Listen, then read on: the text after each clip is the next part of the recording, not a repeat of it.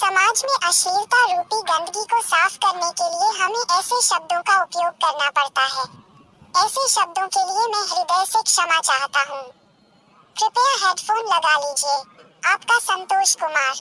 मैं एक बार पुनः आपसे निवेदन कर रहा हूँ, हेडफोन लगा लीजिए।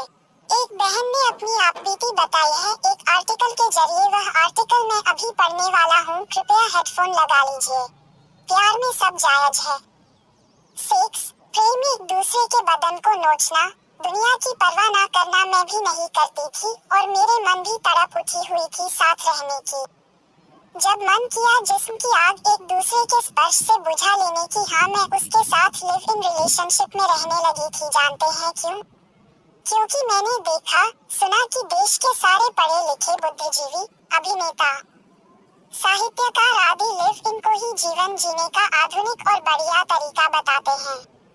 मेरी माँ इस अवैध रिश्ते का विरोध करती थी क्योंकि लड़का दूसरे संप्रदाय का था, पर मुझे माँ की बातें फालतू और दकियानुसी लगती थी। क्यों?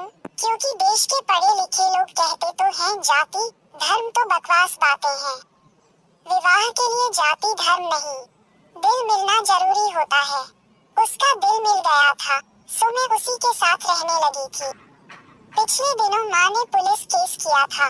पुलिस ने जब लड़के को पकड़ा तो मैं उसके बचाव में खड़ी हो गई।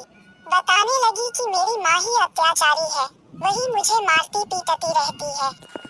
इसी कारण मैं माँ को छोड़कर अपने बाबू सोना के साथ रहती हूँ। पुलिस क्या करती? छोड़ना पड़ा। हाँ तो अब बात यह है कि एक दिन लड़के का मन भर गया। नकली सामान 4 दिन नहीं टिकता, तो नकली प्यार कितना टिकेगा? मन भर गया तो प्रेम मारपीट में बदल गया।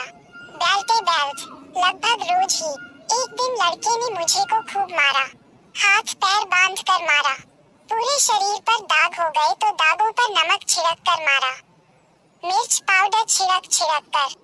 यही वह प्रेम था जिसके लिए मैंने ने माँ को छोड़ा था। अभी रुकिए, जब घाव पर मिर्च पाउडर पड़ता तो मैं चीख पड़ती थी। बताइए कितनी बुरी बात है। कोई बेचारा प्रेम दिखा रहा है और मैं चीख रही हूँ। उसे गुस्सा नहीं आएगा? उसे गुस्सा आया। उसने मेरे होठों पर फेविक्विक लगा दिया, होठ ही चिपक गए। अब चीखो, आवाजें नहीं निकलेगी ससुर। टेंशन खत्म। वाह, मोहब्बत जिंदाबाद। खैर, मैं हॉस्पिटल में हूँ और मेरे जख्मों पर मरहम वही बूढ़ी माँ लगा रही है जिसे मैंने पुलिस के सामने बुरा बताया था। क्या करे, माँ है ना, लड़का जेल में है। जानते हैं पुलिस ने जब लड़के को पकड़ा तब वह क्या कर रहा था? वह शराब की तस्करी कर रहा था।